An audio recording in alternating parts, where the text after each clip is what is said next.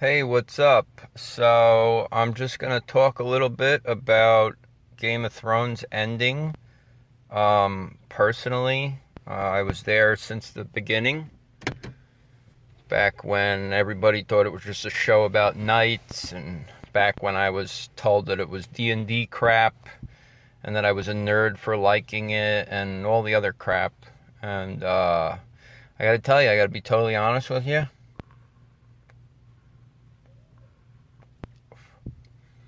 I absolutely love the ending.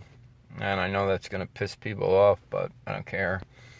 Um, I think a reoccurring theme through the entire show was that, and through the series and through the books too, is that whenever a Targaryen ended up on the throne or had immense power, they always became corrupted by that power and mad.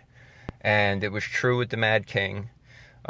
His brother, Aemon, Grandmaster Aemon, he was offered the throne and he turned it down. He didn't want it because he knew what it would do to him.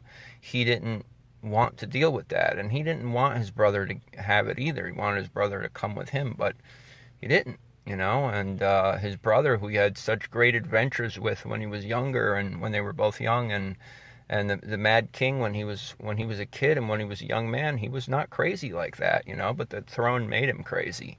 And all that power that Daenerys had, and 3 dragons, one Targaryen alone in the world, even though Jon was a Targaryen, she didn't know it at the time, so she was essentially alone in the world with 3 dragons and all that power, and everybody's surprised that she flipped. She flipped, and it was a reoccurring theme in George R. R. Martin's books on Game of Thrones. It was just, that's it. So she went nuts, and Jon, being the superior, honorable man who was trained by Ned Stark, I mean, Jon was basically acting out what we all wanted. We knew Ned Stark was capable of in the first season and in the early books. It was Jon Snow was doing exactly what his father would have done. He killed the Mad Queen. It's that simple. And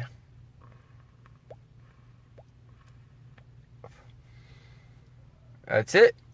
And I'm happy with the ending. Bran, I think, was great for being the king. I don't believe for a second that Jon is actually stuck being the Lord Commander of the Night's Watch. I think that they pretty much virtue signaled to him that, yeah, you're up there and that's the deal we had to make, but you're actually, pretty much you have free reign to do whatever you want north of the wall. And I mean, Tormund said it in the early episode, come to the true north because you want to go there, and I think deep down Jon wanted to go to the true north because that's where his love, Ygritte, was. That's where he had to burn her body, and Tormund's up there with all the wildlings that Jon saved. So now all those people owe Jon big time. So that's where Jon ends up. The North ends up a free and independent kingdom. Sansa is the queen. Back the way it was before the Targaryens ever came to Westeros. And, I'm sorry. I mean, I know there's a lot of people that got involved with Game of Thrones and ended up becoming fans and loving it. And, because of all the character development and everything that was going on. But you got to look at the whole history of Westeros. I mean, you got to be to really appreciate it and how they ended it. You got to be a nerd like me, who's into the books and into the show, and it's that simple. I mean, the way it ended, I honestly thought it was. I thought it couldn't be better. I thought it was perfect. So maybe I'm a nerd for it, and maybe I look too much into it, for other people to deal with, but. In true old tales of knights and dragons and all that, the really good ones have bittersweet endings. And that was definitely a bittersweet ending, and I loved it. I thought it was great. So, I'm sorry for all the millions of fans that are signing petitions that it was terrible and this now. I mean, I will admit the whole Night King thing was crap. I mean, anybody who saw it, whether you're a fan of the books or the show or whatever, that was crap, and I hope George R.R. Martin does a lot better in the books with the Night King story than they did in the show. But it was, I mean, him getting killed by Arya in that setting with all that was going on, and it just didn't make any sense. But so that I'll always have a gripe with. But best series ever.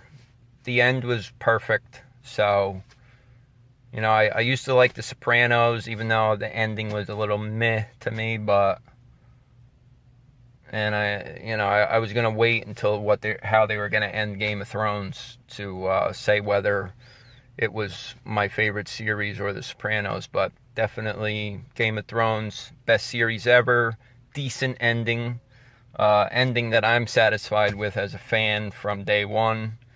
And but I'm sure a lot of people aren't going to agree. You know, a lot of people wanted Dany and Jon to be together and live happily ever after as the king and queen, even though they were niece and nephew, but not really, because it was like half niece and half nephew, and happily ever after, riding around on Drogon and probably procreating on Drogon or something, and that's what people wanted, but that's not what you got, because bittersweet endings and all. So that's it.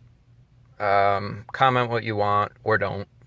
You know, it's just me. I'm a nobody, so you might find this boring to even watch. But hey, cheers. Good job, Game of Thrones producers and writers, for the most part. You know, the Night King thing, again, terrible. But otherwise, not bad. Good job.